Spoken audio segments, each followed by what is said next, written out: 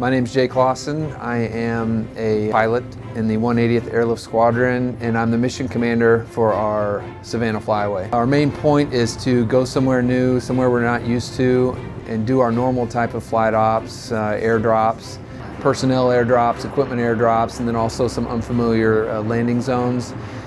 And a part of that is interflying with our partner Louisville. With Louisville combined, we have a total of 9 aircraft and about 300 people down here for this exercise. ERCC stands for Engine Running Crew Change. It's the most efficient way for us to get the most amount of training done. So once an airplane goes out and flies a mission and they come back, to save the time of shutting down the engines, bringing a new crew out, starting the engines back up and taxiing back out, they just leave the engines running, swap the crews out, and everyone gets everything squared away in the airplane and then continues on to fly their next mission. So it saves maintenance time, it saves ops time, really just makes things run smoother and quicker. We did 2 5-ship formations today.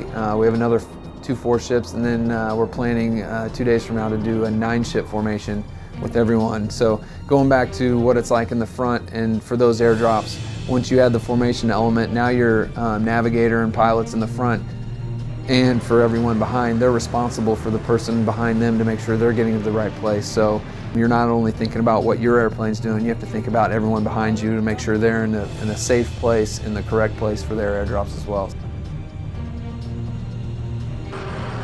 People on the ground are expecting us there on time and to have the equipment dropped in a certain location.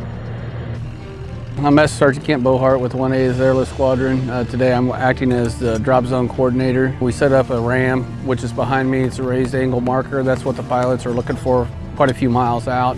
That's our point of impact, what they're shooting for. When we're dropping personnel, we have to set up a ground V, so when the jumpers are jumping, they know which way the wind direction's coming from, so when they free fall down or parachute down, they can land into the wind and they can tell what the winds are doing on the ground. The jumpers will pretty much land towards the target and they'll just pick up their chutes on their own. The training bundles, the 15-pound sandbags that's going to be dropped, we will take and we'll step off from the RAM and score the pilots and the navs that dropped on how close they got to the target. Temperatures are so cold in St. Joe, it tends to make the parts inside there very brittle. And then we start those engines up and they get up to upwards of 1,000 degrees.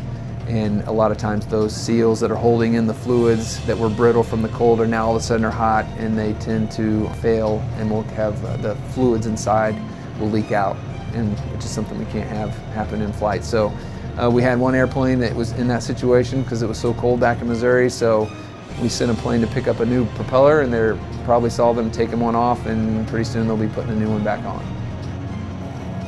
The purpose is really just to get us ready to go fight wars. We try to go somewhere unfamiliar because that's what's going to happen when we deploy. We try to do missions that we don't do all the time when we're back home. Just like anything, when you do it over and over again at the same place, it becomes pretty simple, and it doesn't take a lot of effort and work to make it happen. Well, you get into a situation like this where everything's new. It takes time, planning, a lot of hard work by not just us, but all the people that have to support us to make it happen. And that's what happens when we deploy and we show up, and now our maintainers and our medical and our other support type groups around the base are there with us to make sure that we have everything we need to go fly the missions that are handed down to us. So this is basically a mini version of a bigger picture that we do every couple years.